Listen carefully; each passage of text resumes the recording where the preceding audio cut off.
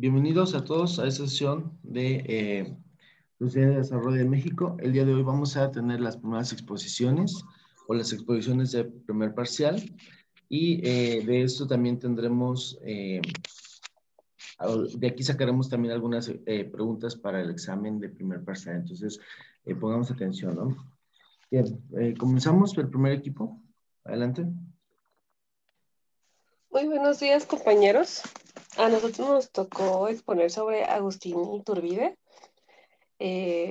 conformados por su servidora Montserrat, todo con todo el gallo, Verónica Benito, Erika Castro, Gabriel Lara y Kevin Rodríguez. Su nombre completo fue Agustín Cosme Damián de Iturbide y Aramburu. Nació en el antiguo Virreinato de Nueva España, actualmente el Estado de México, específicamente en Morelia, el 27 de septiembre de 1783. Fue un militar y un político mexicano. Muere el 19 de julio de 1824 en la localidad de Padilla, México.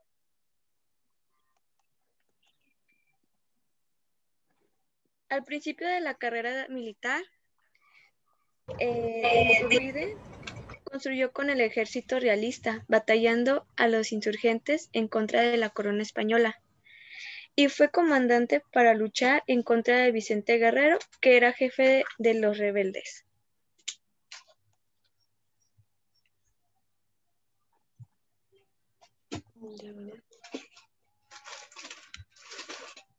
Agustín Iturbide se cambió de bando. Esto fue al inicio de la trayectoria cuando era militar, cuando peleó a favor del ejército realista que confrontaba a los insurgentes durante la lucha de la independencia. Ya esto después de varios enfrentamientos con Vicente Guerrero, Iturbide el 2 de enero de 1822 se da cuenta de la batalla de Zapotec, que Guerrero y sus hombres tienen una gran ventaja sobre el campo de batalla, por lo que propone una alianza en el primer momento de la guerra, que se muestra en este optimismo. En febrero de 1821 se pone fin a la disputa de Guerrero e Iturbide, destacando como dato curioso que Agustín Iturbide, el muy famoso abrazo de Acatempán. Esto generó que las tropas a cargo de Guerrero se pusieran al mando de Iturbide. Este hecho histórico trajo consigo el Plan de Iguala. Aquí fue su acto de reconciliación y unión entre las fuerzas virreinales, y pues el ejército también procuraba la independencia.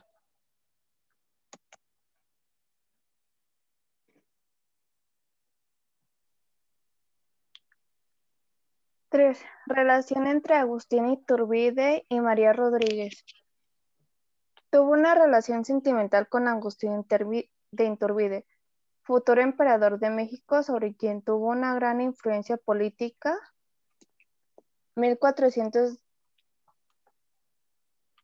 Sus relaciones le permitieron tener acceso a documentos confidenciales de la época, como la carta de Fernando VII, que envió al rey Apodaca en 1820, proponiéndole encontrar un hombre popular y con influencia sobre el ejército para que hiciera tratos con los insurgentes, en la que se desprendían los principios del Plan de Iguala.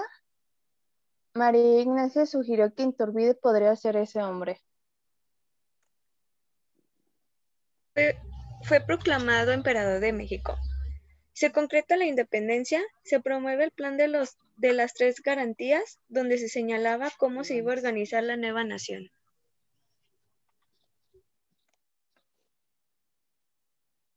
Como lo mencionaba mi compañera, esto estableció pues que se hiciera una monarquía constitucional, la cual se nombró como el Imperio Mexicano. Este nuevo imperio estaba regido por el general Agustín Iturbide como parte de su actuación militar en el proceso de independencia. Iturbide fue designado de manera unánime por un presidente de la Junta, y posterior a ello sería presidente de la regencia del imperio. En este último nombramiento fue con la dirección del ejército y Iturbide fue autodenominado generalísimo de las armas del imperio de mar y tierra para poder conservar el mando sobre el ejército. Iturbide extiende su imperio mexicano. En el imperio que instauró Agustín de Iturbide en México, alcanzó su mayor plenitud territorial. Esto se debió a las nacientes anexiones, algunas de forma espontánea por parte de algunas provincias que había decretado su independencia de España. Entre ellas destacan el Reino de Guatemala, Sur Yucatán y Chiapas, así como también Nuevo México, la Alta California, Texas y Nuevo León, San Salvador, San Vicente.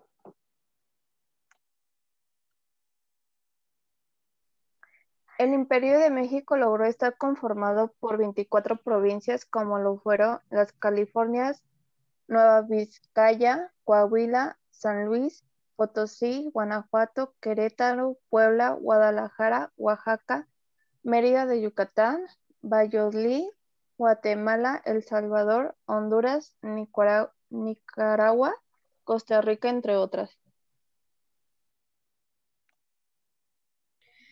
Bueno, Iturbide instauró los primeros símbolos patrios, los cuales eran de color verde, blanco y rojo, como los vemos actualmente.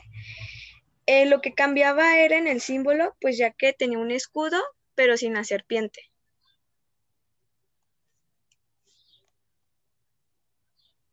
Una de las características que resaltaba en Agustín Iturbide es que tenía grandes gastos. Esto trajo como consecuencia una deuda fiscal. También Iturbide acudió a un préstamo, el cual fue pagado por el Estado, aumentando los impuestos que él, pues con sus conductas y platas que tenía en las manos de sectores privados, esto generó un descuento en la población de los imperios, así que aumentó a sus opositores. El golpe de Estado en contra de Iturbide. Las políticas del imperio de Iturbide habían creado un gran descontento en la población y una creciente oposición en contra del mandatario. Todo esto generó el llamado Plan de Casamata, proclamado por Antonio López de Santa Anna el 1 de febrero de 1823. En este tratado se distribuye la monarquía por un estado republicano, incluyendo la restitución de su Congreso. Este plan se vio consumado con el apoyo de Vicente Guerrero, Nicolás Bravo, José Antonio de Echeverría, Luis Cortázar. De esta forma se cristalizó el golpe de Estado en contra del monarca.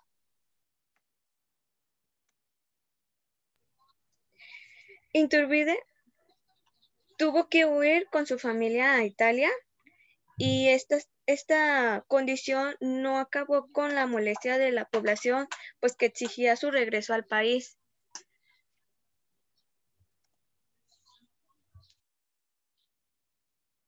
Ay, perdón, tenía el micrófono apagado. Algo que resalta de los datos curiosos de Agustín Iturbide es que él, estando en el extranjero, es informado de una reconquista de las colonias españolas, por lo cual él, ya no siendo emperador, se ofrece a llevar a cabo este plan.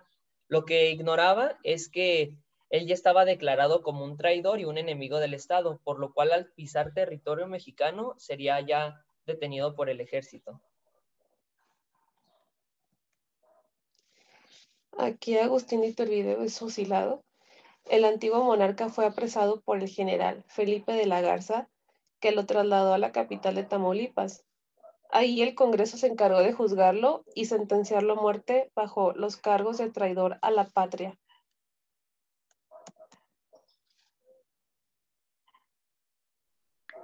El ex monarca antes de su ejecución entregó a los soldados que estaban en el lugar onzas de oro que traía consigo, y con voz clara pronunció que moría con gusto por morir entre ellos, que moría con honor y no como un traidor. Fue vendado en los ojos, aguardó que los militares encargados de su fusilamiento descargaran sus armas. Las balas que recibió impactaron en su cabeza y el pecho.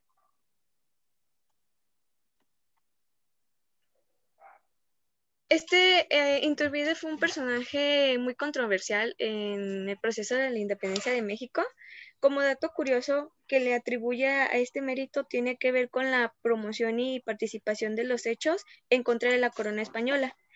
Su proceso de realista a patriota le otorgó el primer título de emperador de Nuevo México.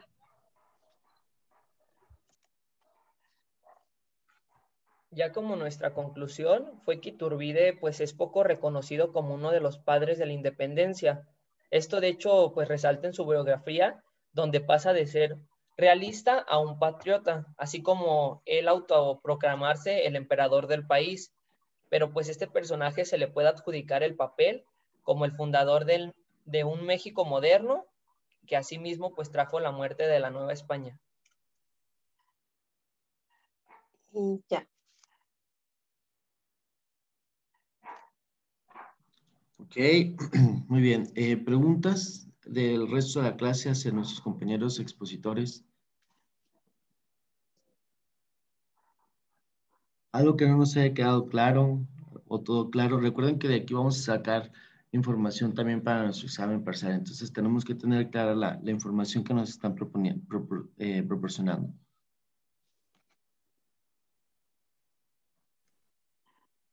Todo bien. ¿Todo bien? ¿Por parte de los demás, todo bien?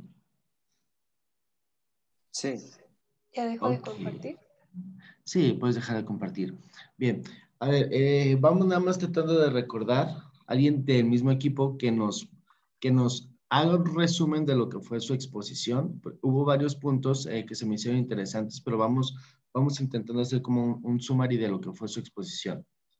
Alguien que nos diga en pocas palabras qué fue lo que nos expusieron.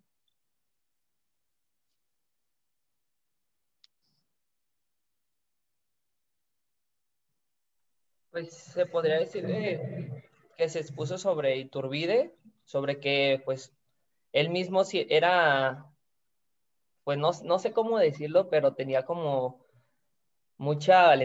era muy valiente pues, y él mismo se autoproclamó pues el gobernador, el emperador del país, y que tenía tanto poder que ya una vez estando destituido del cargo, se le informaba sobre otra reconquista y él se intentó volver a hacer, pues reconquistar, pero ya era denominado como un traidor. Y siendo él militar, al momento de regresar a México para intentar reconquistar, fue detenido por los mismos militares. Podría ser como algo como que, bueno, aparte de haber sido tan, bueno, se puede decir que aportó al país, que siendo que lo endeudó también, pues que una vez que regresó, ya no regresó como alguien que fue emperador, sino como un traidor. Ok, muy bien. Fíjate que sí, uno de los datos interesantes que de repente no se comenta mucho en cuanto a Iturbide fue precisamente eso sobre los gastos que tuvo Iturbide, ¿no? Resulta que cuando Iturbide llega emperador, intenta contentar, vaya, al pueblo mexicano, le dice, ¿saben qué? Ya no les voy a cobrar tantos impuestos, ¿ok? Entonces, sin embargo, pues los gastos que tiene que solventar para sostener al país, el gasto en armamento, el gasto, digamos, en la administración pública, sigue aumentando y sigue aumentando. ¿Y qué es lo que sucede? Pues llega eventualmente un punto en el que las reservas que tiene como para gastar en el gobierno, pues ya no le son suficientes y empieza a pedir prestado, ¿no? Entonces empieza a crear un déficit en la economía mexicana y parte de ello es el descontento de la población, porque llega Iturbide y a pesar de que les ha prometido a todos no subirnos los impuestos, pues de cualquier manera está endeudando al país para poder solventar los gastos. Este es un dato bien interesante en cuanto a economía del país, ¿no? ¿Por qué? Porque Iturbide, o normalmente, perdón, normalmente cuando llega un presidente pues vaya a la presidencia o llega un candidato a la presidencia, lo primero que nos promete es bajar los impuestos, ¿no? Sin embargo, y eso nos tiene contactos a toda la población, decimos, pues qué padre, ¿no? Porque ya vamos a pagar tantos impuestos o los impuestos van a estar más controlados, etcétera. Pero entonces, ¿cómo es que vamos a solventar los gastos? Y es una pregunta que de repente se nos olvida hacer. Entonces, ¿cómo vas a solventar los gastos que tenemos en la nación? ¿Cómo vas a solventar el gasto en alumbrado público, cómo vas a solventar el gasto en infraestructura, el gasto en manutención de los servicios médicos, etcétera, etcétera, si no estás cobrando realmente impuestos, ¿no? O si pretendes bajar los impuestos, pues ¿cómo le vas a hacer? ¿Sí? Lo que hizo Iturbide, pues fue a pedir prestado, pero eso fue darse un balazo en el pie prácticamente. ¿No? Pedir prestado significaba endeudar más al país. ¿Sí? Bien, muchas gracias, chicos. Comenzamos con, o si ya está listo el siguiente equipo, el equipo 2, que nos ayuda a presentar. Adelante. Sí. Gracias, Tel.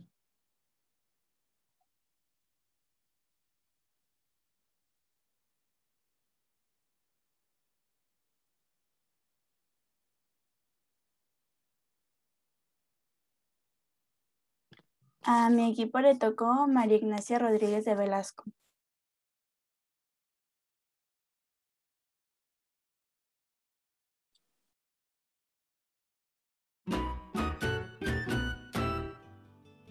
Soy María Ignacia Rodríguez. La historia y el machismo me estigmatizaron por buscar mi libertad de pensamiento y la libertad de mi patria. Fui partidaria del movimiento independentista, a quien aportaba dinero y por ello fui juzgada y desterrada por la Inquisición.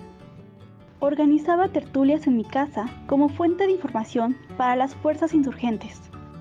Entre mis amigos figuran Alexander von Humboldt y Simón Bolívar. Usando mi influencia política, convencí al virrey Apodaca de nombrar jefe del ejército realista al entonces coronel Agustín Iturbide, con quien sostuve un romance. Así fue como fungí como orquestadora intelectual para la consumación de la independencia.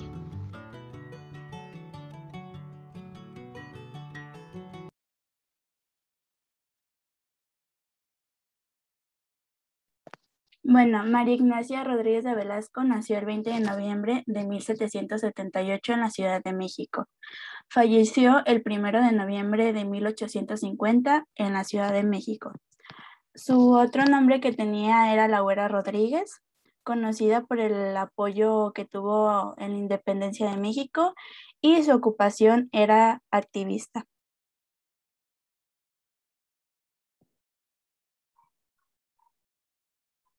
María Ignacia Rodríguez de Velasco, mejor conocida como La Güera Rodríguez, es una de las heroínas nacionales menos conocidas, muy probablemente porque rompía con los estereotipos de una mujer novohispana.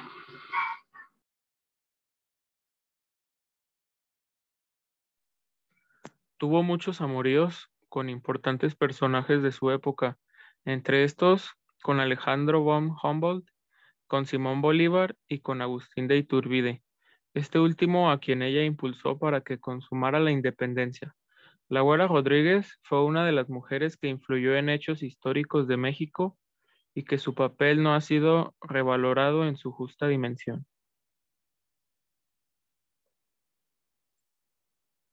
La Güera fue libre de cuerpo, pero también de mente. Tuvo dos estigmas: el primero, conseguir su propia libertad como mujer, y el segundo, la libertad de su patria. Ambas las consiguió a pesar de que tenía familia y de haber puesto en riesgo su riqueza. Desde 1808 hasta la consumación de la independencia en 1821, se mantuvo viuda, fue madre de 5 hijos, arriesgó su vida, se enfrentó a la Inquisición y conspiró para alcanzar el sueño libertario. Sin embargo, es importante destacar que ella misma fue una persona notable, cuya relevancia fue quedando en el olvido, y debido a su cercanía con el mundo de los hombres, Rodríguez terminó por ser una mujer estigmatizada y frívola que sedujo a insurgentes, virreyes y otros personajes históricos. Se conocen 2 casos documentados en los que Rodríguez de Velasco se enfrentó a la Inquisición. El primero fue el juicio por haber posado el torso desnudo en un retrato, aunque no recibió castigo porque esa era la moda entre las cortesas y la gente de alta alcurnia. El segundo, porque conspiró en contra de los gachupines que gobernaban de facto, y por haber colaborado en la conspiración de Valladolid, su castigo, el destierro a 30 leguas de la Ciudad de México. Relatan los cronistas de la época que la güera no solo fue notable por su hermosura, sino por su ingenio que aprovechó a su favor en la corte virreinal y puso al servicio de los sueños independentistas, lo cual le valió decepciones, enredos amorosos y conspiraciones que pusieron en peligro su integridad en más de una ocasión. Se atrevió a luchar por su libertad en una sociedad machista en la que una mujer era considerada menor de edad toda su vida, en la que el esposo era el dueño y podía corregirla a golpes. Por eso ella fue todo un escándalo para su tiempo.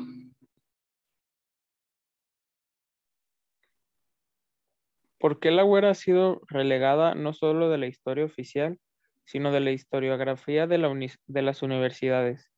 Existen 3 motivos: la misoginia histórica, los estereotipos sobre los héroes de la patria y la cercanía de Rodríguez a Agustín de Iturbide.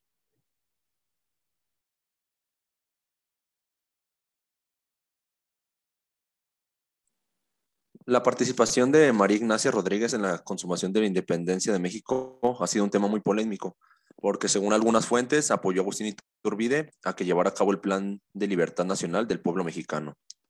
Artemio del Valle Arizpe argumenta: el día 27 de septiembre de 1821, el ejército trigarante hizo en México su vistosa entrada triunfal. La carrera que iba a seguir el ejército libertador sería desde Tlaxpana por San Cosme, para pasar frente al Palacio Virreinal, pero Iturbide desvió la columna por la calle de la Profesa, en la que estaba la casa de doña María Ignacia Rodríguez de Velasco, para que presenciara el desfile y lo viese a él muy arrogante al frente de su tropa invicta. Esto demostraba la relación entre Agustín y la güera, quien influenció demasiado la visión política del primer emperador de México. Su trabajo no únicamente estuvo relacionado con la independencia y el apoyo de los insurgentes, sino también la transgresora al deber femenino.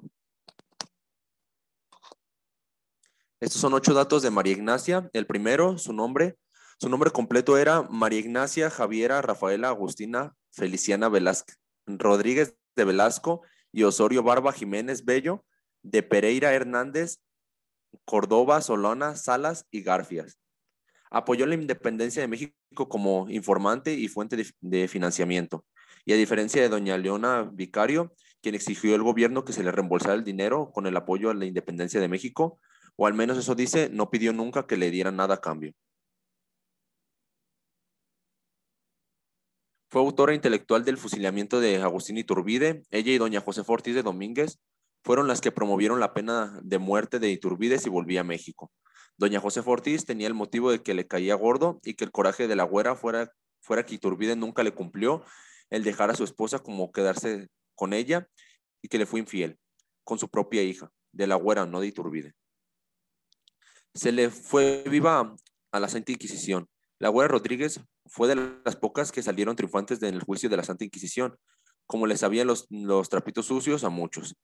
Pero muchos hombres poderosos pues tuvieron que dejar ir sin escandaleras porque no creían que la güera soltara prenda a todo lo que se les sabía. Tuvo muchos amores, pero el dueño de sus suspiros fue Iturbide. Entre sus amantes se cuenta que una listilla interesante por donde pasaban hombres famosos como Simón Bolívar y Alejandro de Humboldt, pero el que dejó huella fue Iturbide. Cuando Iturbide entraba triunfante a la Ciudad de México, desvió el desfile para que pasara frente al balcón de la güera.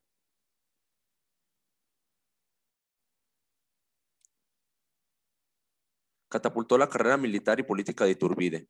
Ella fue quien surgió a Iturbide como el virrey de Apodaca. Buscaba que hiciera tratos de los insurgentes. Así es, fue la güera y no el oidor Valle. Murió encorbatida y quietecita. Tremendo fin para una mujer que siempre traía campanilla y literalmente debía al tránsito. Se dice que vivió más de 70 años, pero que una enfermedad degenerativa en los huesos y una caída la confiara a una silla de ruedas hasta su muerte.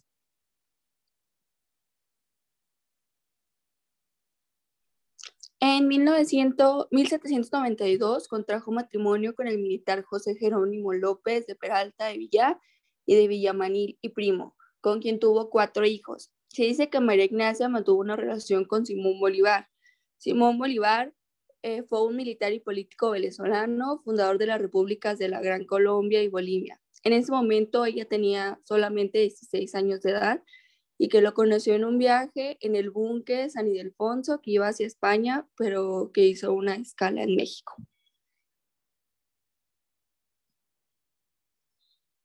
La Güera contrajo, bueno, su primer marido fue él, José Jerónimo López.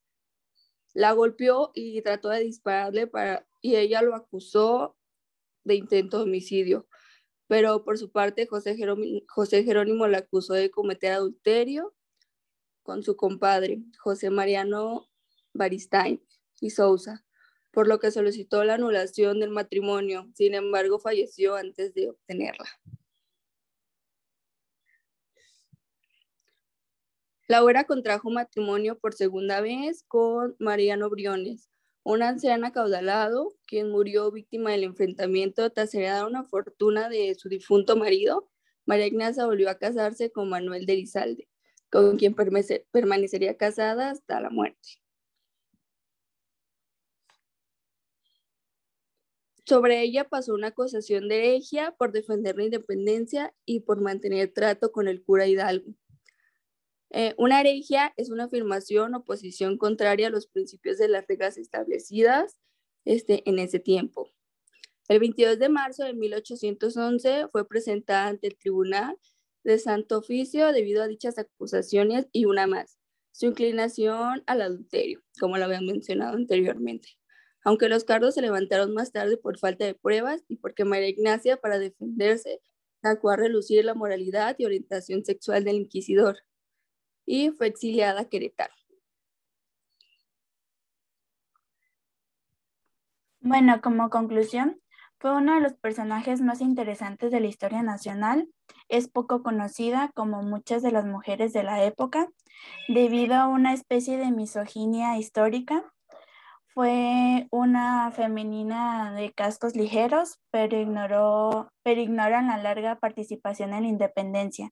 Numerosas mujeres participaron en la Guerra de Independencia. Sin embargo, el papel de María Ignacia Rodríguez de Velasco, la Güera Rodríguez, fue determinante como mecenas e impulsora de la consumación del movimiento que hizo de México un país libre.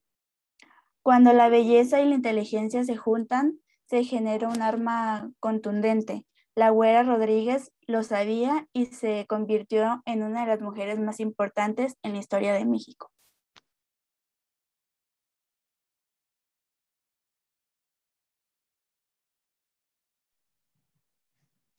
Ok, muy bien. Bastante interesante la exposición. ¿Preguntas por parte de la clase? ¿Alguien tiene alguna pregunta? ¿Dudas? Bien, ¿qué es lo que al equipo que presentó, qué es lo que les pareció más interesante sobre este personaje? Pues que básicamente era alguien que no se tomaba mucho en cuenta o no es reconocida históricamente, más Ajá. como otras personas que pertenecieron a ese movimiento, pero que cuando se pone a desmenuzar la información se nota que hizo bastante por el movimiento, sobre todo en la relación con Iturbide. Ok, bien. ¿Qué más? ¿Qué más? ¿Algo más que nos quieran contar? Un pequeño resumen de lo que fue su exposición. A mí lo que me Ajá. pareció interesante fue de que, a pesar de que eso fue ya hace muchos años, es lo que se está viviendo actualmente como con el movimiento feminista, que Ujú. pues tanta diferencia de años y el país sigue igual.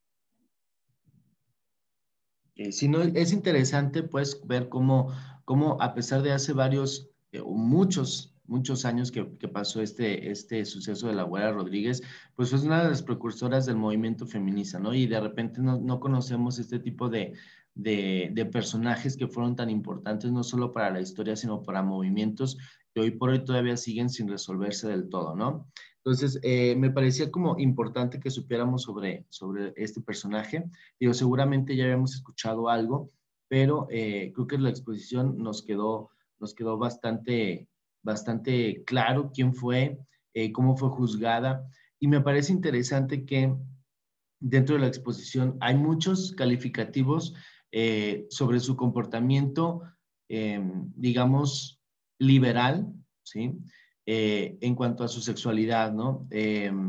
Me parece, pues, interesante que se remarque mucho esa libertad que tenía este personaje y, sin embargo, creo que pudiera ser algo, pues, prácticamente irrelevante, ¿no? Digo, creo que lo mencionan los historiadores por la época en la que se estaba viviendo, pero tal vez en un par de años más, cuando el movimiento feminista esté mucho más consolidado, a lo mejor vamos a poder quitarle esos calificativos a la Güera Rodríguez y dejarla solamente como una mujer pues que luchó no solamente por su liberación como mujer, sino también por la liberación del pueblo mexicano, ¿no? Excelente exposición, me gustó, la verdad.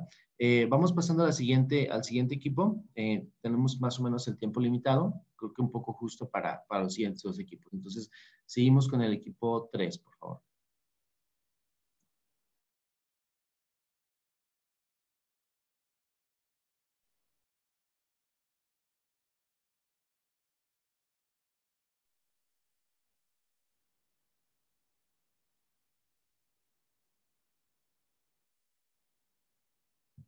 Ok, a nosotros nos tocó sobre el Tratado de Guadalupe Hidalgo.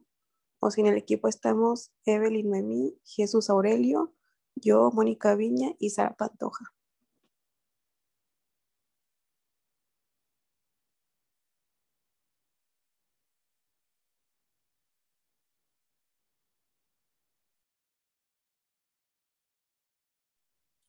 El Tratado de Guadalupe Hidalgo se estableció para ponerle fin a la guerra de Estados Unidos y México. Este se firmó el 12 de febrero de 1848.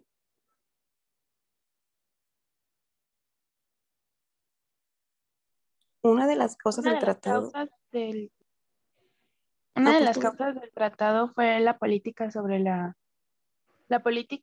inmigración, y la otra fue la inestable situación económica que tenían en ese momento. Esa venía arrastrando por la independencia de México.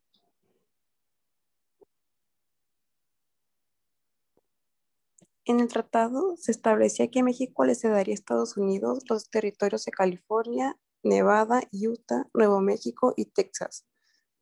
Por otra parte, el río Bravo del Norte sería la línea divisora entre los países.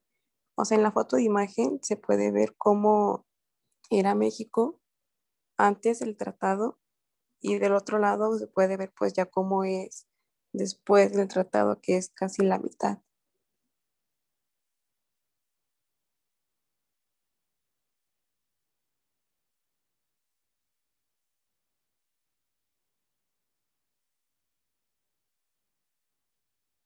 También se establecía que a cambio Estados Unidos le entregaría voluntariamente a México 15 millones de dólares por los daños causados, y aceptó disolver una deuda de 3.250.000 pesos a dólares y el abandono estadounidense de todos sus territorios.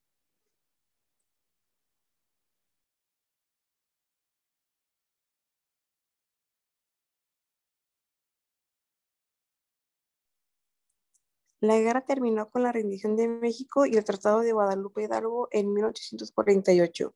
Después del Tratado de México, perdió más del 55% de su territorio nacional. Como pudimos ver, pues, en la imagen pasada, pues, cómo se veía antes y el después del tratado.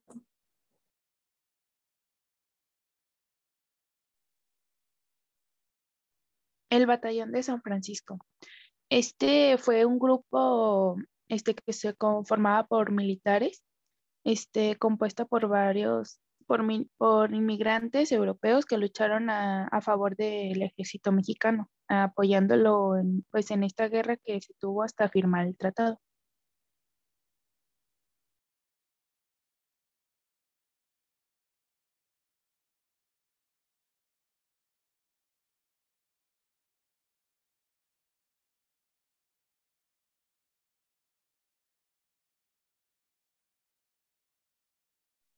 Bueno, los antecedentes en Estados Unidos buscaba la expansión de su territorio.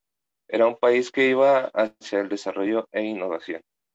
Después de la Guerra de Independencia de México, era un país gastado por las consecuencias de una larga guerra. Los bienes y la importación estaba detenida, la agricultura era pésima y el gobierno un caos. Las consecuencias que hubo con el tratado garantizó los derechos de propiedad de los habitantes de las tierras conquistadas. Muchos angloamericanos trataron a los mexicanos y a los mexicoamericanos como gente inferior. Provocó un ambiente antimexicano que dio la violación a los derechos civiles mexicanos.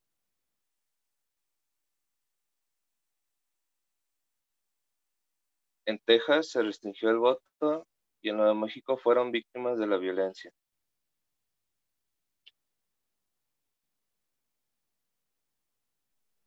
Artículos del tratado.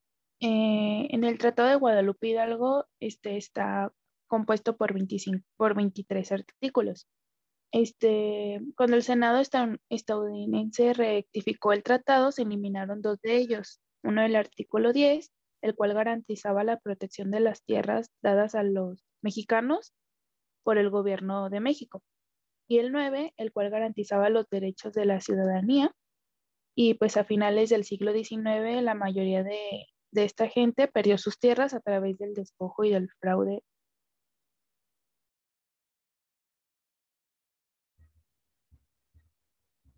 Quien inició la guerra contra México fue el presidente James Polk, que fue en mayo de 1846.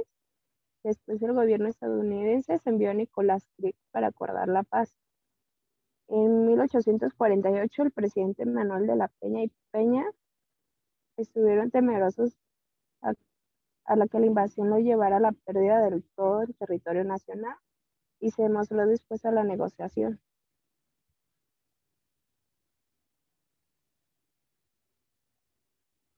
Y quien formó parte de la comisión fue Nicolás Krieg, José Bernardo, Miguel de Aristain y Luis Cuevas, y ellos mismos fueron los que firmaron el Tratado de Guadalupe Hidalgo.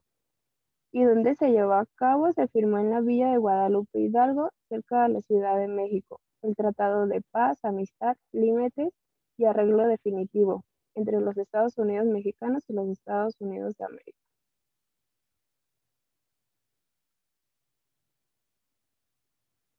Una vez firmado el Tratado de Guadalupe Hidalgo, el 10 de marzo el Senado estadounidense ratificó el tratado.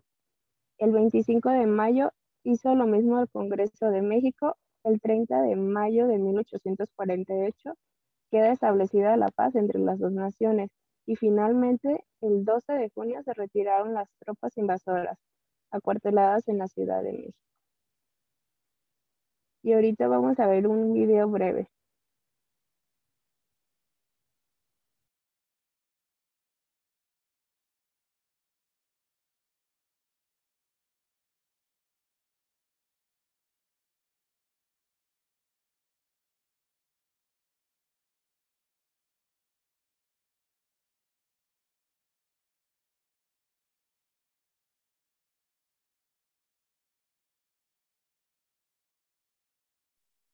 Creo que no se escucha, ¿verdad?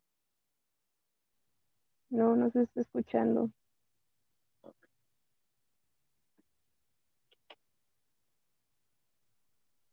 Tienes que dejar de compartir y a la hora que le pidas compartir nuevamente, abajo te aparece un recuadro para que tú le pongas un check mark de compartir sonido de la computadora. Ok.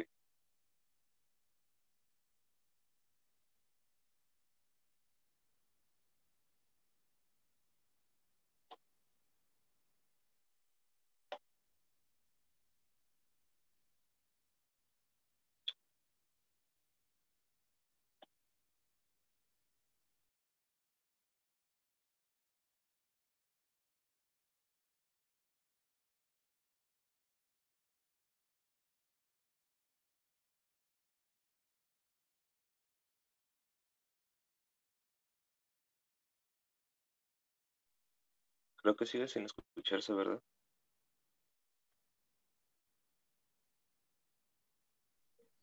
Así es, todavía no escuchamos. No, no se escucha.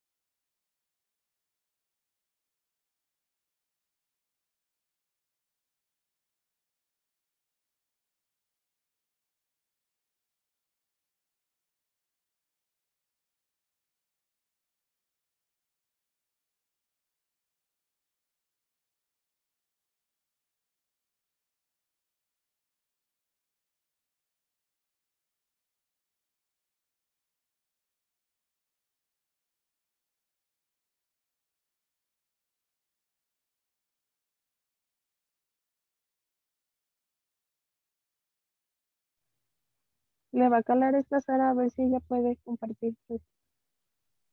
Ok.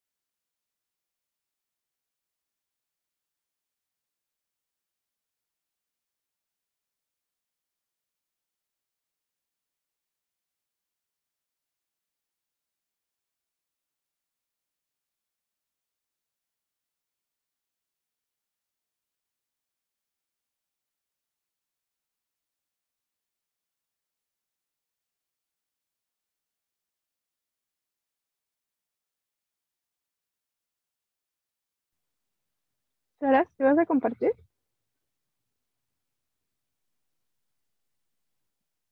A ver, ayúdenos, por favor.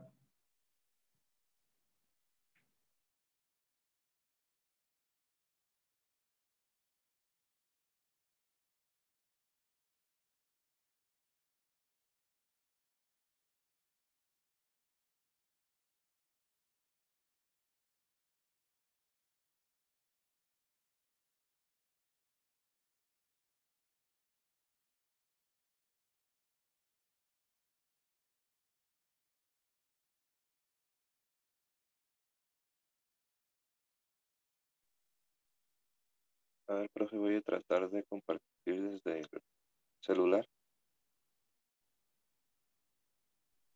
Ok, adelante.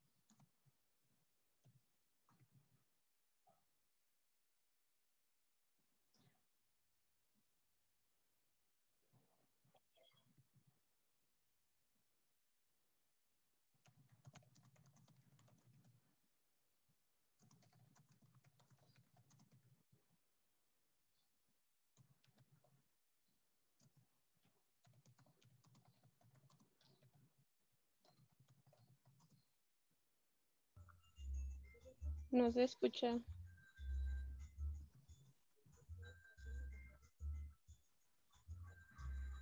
Aún no escuchamos. Es Tal vez el equipo anterior que estuvo exponiendo un pequeño video, si tienen el link, a lo mejor ellos nos pudieran ayudar. Profe, si lo compartimos nosotros el link y usted lo comparte. No, hagan eso que les digo. Pidan ayuda.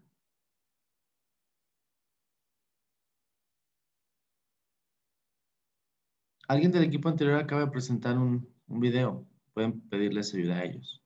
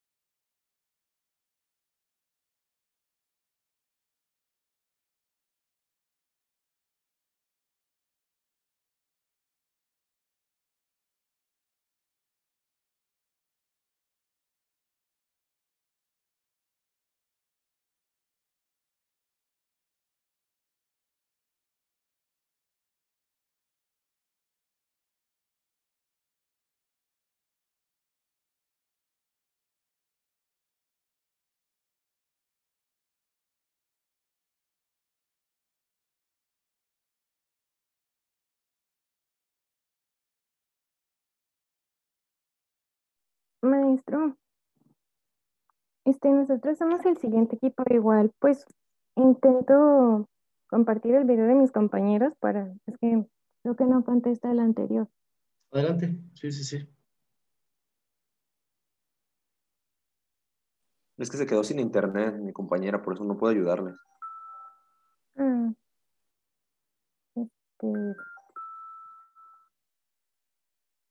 No sé si ya se ve en la pantalla. Ya vemos su pantalla. Ok. ¿Y se escucha? No. A ver.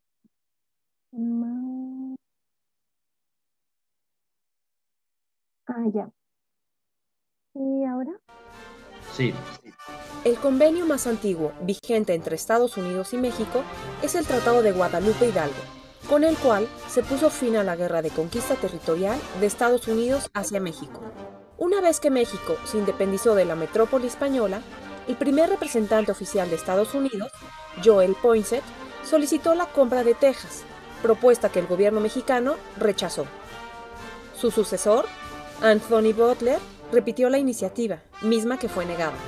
Por otro lado, uno de los grandes problemas de México después de la independencia fue la escasa población que habitaba los territorios del septentrión, por lo cual los gobiernos mexicanos crearon disposiciones para colonizar dichos territorios.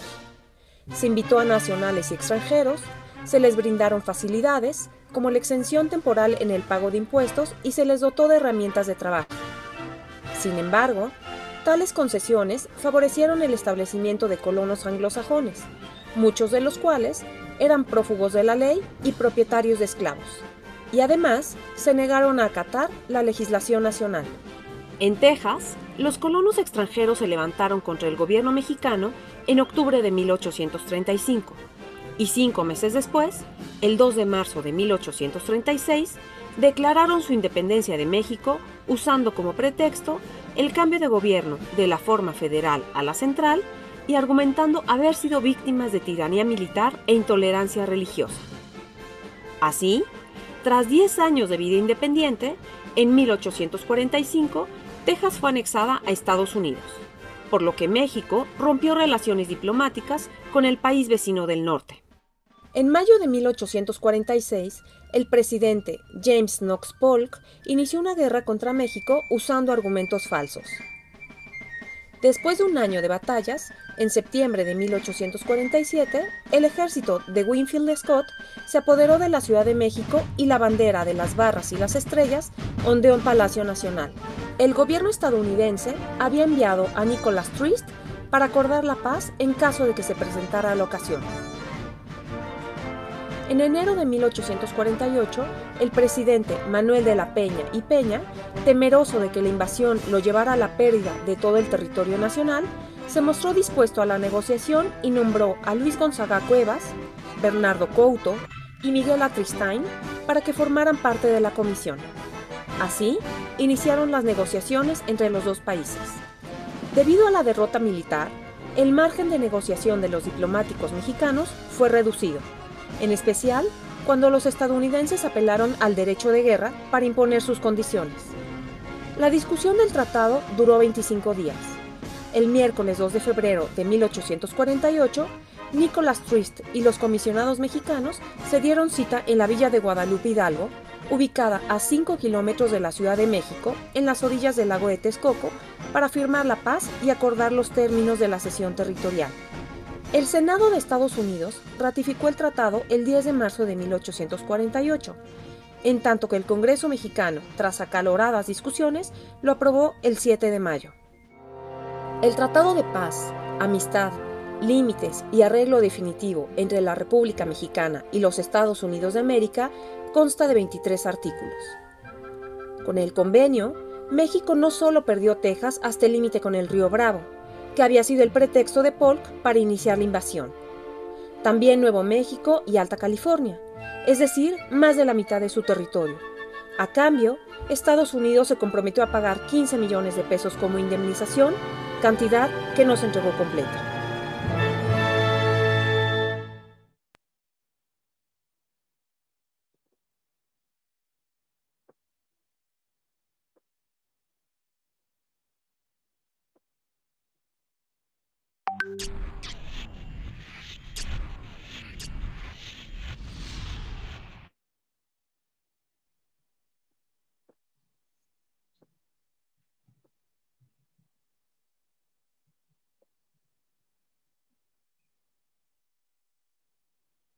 Listo, maestro. ¿Empezamos nosotros o va a decirle algo a...? Pues no sé si los chicos tienen alguna conclusión para su exposición. A ver, equipo, ¿tienen alguna conclusión?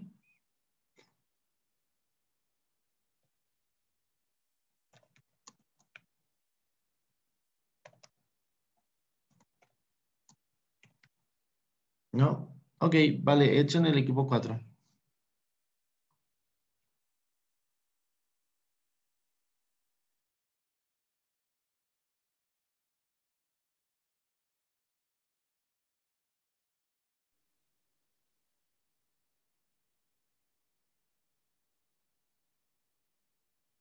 Nosotros les vamos a presentar lo que es la batalla de Puebla. Y pues antes de comenzar, pues todo se dio por la Guerra de la Reforma en México. La independencia había reducido el comercio y los conflictos armados que había tenido el país debilitó la economía. Entonces se da por causa de que Benito Juárez, al saber que se contaba con una deuda de 8 millones, él decidió no pagarle a los países que se debían para mejor, en vez de pagarle, ver por la crisis que estaba teniendo México. De hecho, tenía deudas con 3 países que fue España, Inglaterra y Francia. En la guerra que comenzaba al principio eran los 3 países, pero como Francia comenzó a tener otros intereses como establecer una monarquía como ellos en México, los otros países solo dejaron al combate a Francia.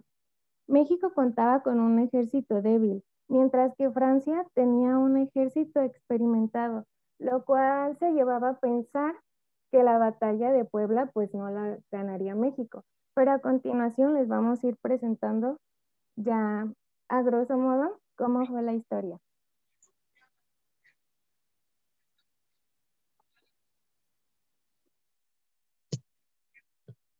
Ay, no, se trabó un poquito.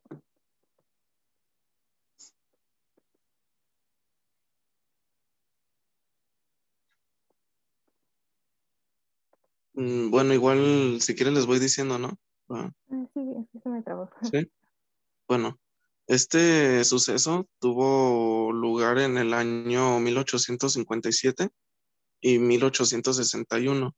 Y fue a causa de que en esa época se regía por un gobierno conservador que, como ya lo mencionó mi compañera, pidió varios préstamos a bancos europeos. Esto a cambio de bonos públicos para solventar el gasto del conflicto armado. La deuda en general fue de 80 millones de pesos en ese entonces, de los cuales 69 millones le correspondían a Inglaterra, 9 a España y 2 a Francia. En el proceso de establecer las fechas de pago y los términos y condiciones, los países antes mencionados le dijeron a México que en el dado caso de que no se saldara la cuenta de su deuda, pues iban a ser invadidos. Esto para pues meter como el miedo o la cizaña para que pues sí lo pagaran pues. Em, eh, ¿Qué más? Ah, bueno, en el transcurso de esto, de este periodo, estos tres países se establecieron en el puerto de Veracruz, acompañados de una fuerza militar para dar peso a sus reclamos.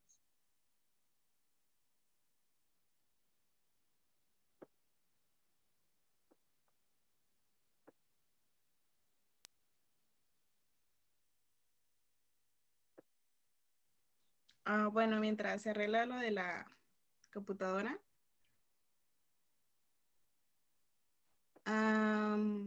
Así como dijo mi compañera Esther, porque la economía de México estaba un poco devastada por la independencia de México de hace años, el gobierno del presidente Benito Juárez llegó a un acuerdo con Inglaterra y con España, bueno, con todos, pero solamente aceptaban estos dos, y pues Francia dijo que no, porque además del dinero que se les debía, también ellos querían hacer su monarquía aquí.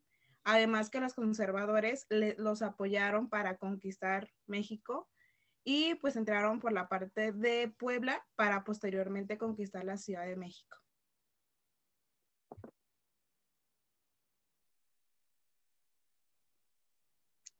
La presencia de tropas francesas en suelo mexicano fue parte de una política expansionista emprendida por Napoleón III, quien quería igualar la vida y la obra de Napoleón Bonaparte. Además, esta campaña de conquista contra México fue un pretexto para buscar impresionar al pueblo francés, escéptico de sus capacidades como gobernante. Nuestro ejército mexicano estaba al mando de Ignacio Zaragoza, un joven militar que a la fecha es recordado como uno de los grandes héroes en la historia de México.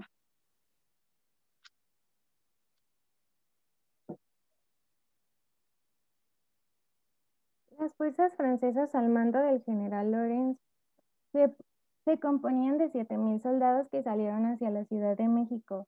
El presidente Juárez dio la orden al general Ignacio Zaragoza para detener el avance de las Fuerzas Armadas francesas en los fuertes de Loreto y Guadalupe, continuando únicamente con 2,000 hombres. Bien, pues la consecuencia directa fue que en el gobierno de Benito Juárez, al ver la situación del país, decide suspender los pagos que tenía ya previstos con Inglaterra, España y Francia, ya que el seguir con estos regímenes de pago se consumiría el 70% del recurso económico del país.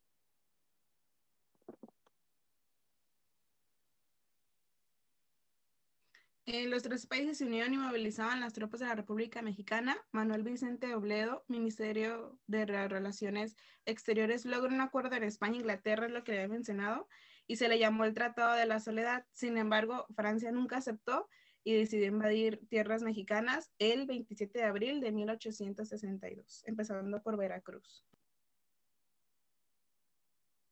La batalla de Puebla dio comienzo el 5 de mayo de 1862, cerca del mediodía. El ejército, liderado por el general Charles Ferdinand Loutrel, que fue el ejército de los franceses, conde de Lorentz, atacó los fuertes de Guadalupe y Loreto. Mientras tanto, las fuerzas republicanas, comandadas por los generales Ignacio Zaragoza, Miguel Negrete y Porfirio Díaz, resistieron el combate acompañados de un ejército poco preparado, pero lleno de valentía.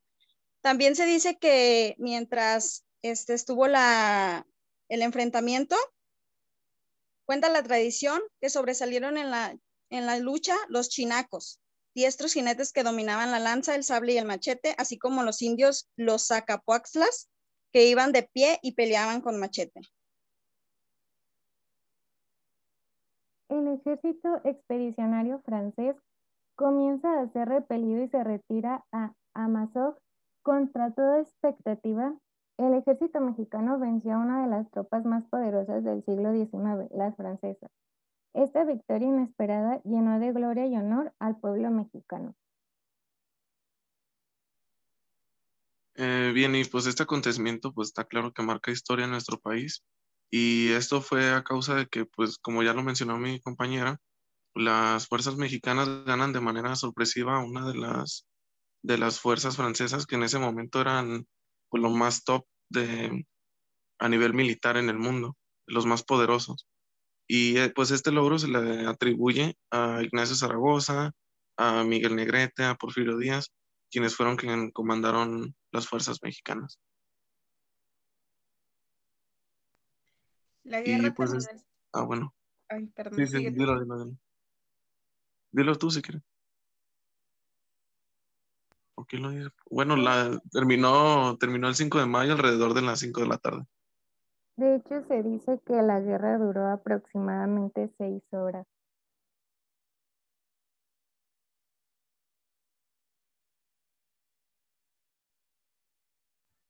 Uno de los mitos que es de la guerra es que al ser considerado como uno de los grandes hechos que cambió la historia de México y de Norteamérica, en realidad la invasión apenas pospuso unos años y fue el 5 de mayo cuando respiró para el ejército. Y la otra es la inesperada victoria contra el ejército francés debido a gran parte de la naturaleza, pues cuando el general Lorences mandó avanzar a los suavazos contra el Cerro de Guadalupe, se desató una lluvia tropical que convirtió el campo de lodo, lo que detuvo los ataques de caballería y bayonetas. Uno de los mitos es que, a pesar de la victoria que supuso la batalla de Puebla, realmente para los franceses fue un ataque a un bastión enemigo de poca importancia. Dada su poca duración, pues influyó muy poco en el contexto general de la invasión. También, contradiciendo a lo que dice oficialmente una noticia, aquí dice que nunca hubo una intervención heroica de los Zacapoaxtlas, pues se ha demostrado la pasividad de los pueblos indígenas ante la invasión, aunque se dice que algunos fueron obligados a participar. Y bueno, también uno de los mitos es que el 5 de mayo no fue la celebración más importante, ya que el evento que ganó por mucho a la batalla fue el 2 de abril de 1867, donde el general se coronó como uno de los héroes de la intervención francesa. Hasta que los revolucionarios tomaron el poder, la batalla de Puebla cobró importancia. Al menos en Estados Unidos, dicha celebración ha sido equivocadamente considerada como la independencia de México, algo que ni los medios ni la Casa Blanca se han preocupado por corregir. Pues también les vamos a mostrar un video.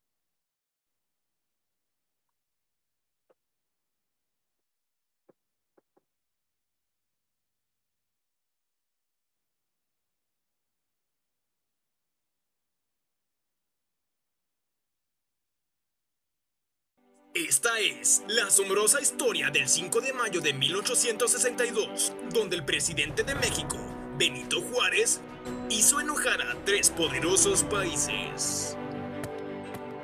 Señor presidente, tenemos visitas importantes. Ahora no, Ignacio. Estoy ocupado. Diles que esperen. No sé si puedan esperar. Verá, se trata de España, Francia e Inglaterra. ¿Y esos qué quieren? Preguntan que si va a seguir pagando la deuda externa. Diles que no, que muchas gracias, pero ahorita no, joven.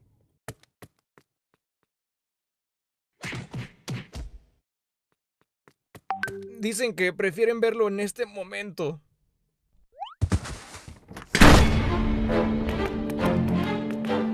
Ahora sí, culé. Paga la deuda que tienes con nosotros. ¡Hostia! Ay, qué cosa. Pues sí, con razón no nos han pagado. Esta ni siquiera es una ventana de verdad.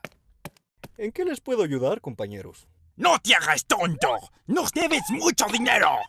Caballeros, Qué considerados de su parte venir hasta acá, pero ahorita nuestro país está en quiebra y no podemos pagarles. Hemos decidido pausar la deuda externa. Sí les pagaremos. No hoy y tal vez no mañana, pero sí en algún futuro. Aunque logremos quitarle el dinero por la fuerza, no creo que alcancemos a cobrar ni la mitad que nos debes. Así que mejor esperaremos. Tío, tómate tu tiempo que no hay prisa, ¿vale? Ya comiste. Pobre chaval. Oye, la salida está por allá. Tal vez sea un país tercermundista, pero es el lugar perfecto para crear la nueva Francia y estar cerca del dominio total del mundo. Francia volverá. Sí, claro, cuando gustes. Para invadir. ¡Ay, nanita! Señor presidente, ya hemos reunido la defensa para el inminente ataque. ¿Este es todo nuestro ejército? No, de hecho, nuestro ejército es la mitad de todo este grupo. La otra mitad son gente de pueblo e indígenas. Por cierto, ahí está su tío. Quiere que usted le devuelva las ovejas que perdió de cuando era niño. Esos mexicanos se metieron con el país equivocado. Francia no tolerará esa falta de respeto. Ellos no saben de nuestra superioridad. Creen ser más listos que nosotros. Creen ser más fuertes que nosotros. ¿Cuánto que no le echas de esta mega salsa a tus papitas de chile? ¿Cuánto que sí? Más guapos que nosotros. ¡Guacha, güey! ¡Ya me está saliendo barba! Lamentarán el día en que se hagan enojar a Francia. Lo pagarán con sus tierras, con su sangre. Francia crecerá y ganará. Caballeros, debemos impedir que Francia llegue a la Ciudad de México, así que esperaremos a los invasores a las afueras de la ciudad de Puebla. Es hora de defender nuestra amada nación. ¿Quién está conmigo? Si ganan, tendrán todas las crepas y papas francesas que puedan comer. ¡Sí!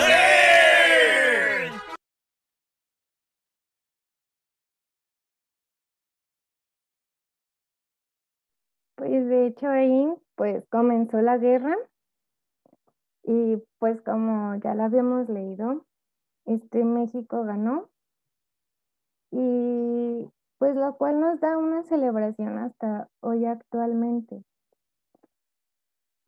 Pero de hecho pues creo que sí, a lo mejor sí tenía razón Benito Juárez en querer ver mejor por la nación, pero es que también el problema aquí fue que pues se ocupaba mucho el dinero, tanto para reparar todos los daños, porque decía que pues tuvo que ver todo desde la guerra de la Reforma, que también como hubo muchos conflictos armados, pues el país entró en quiebra en cuanto a la economía. De hecho ya no tenía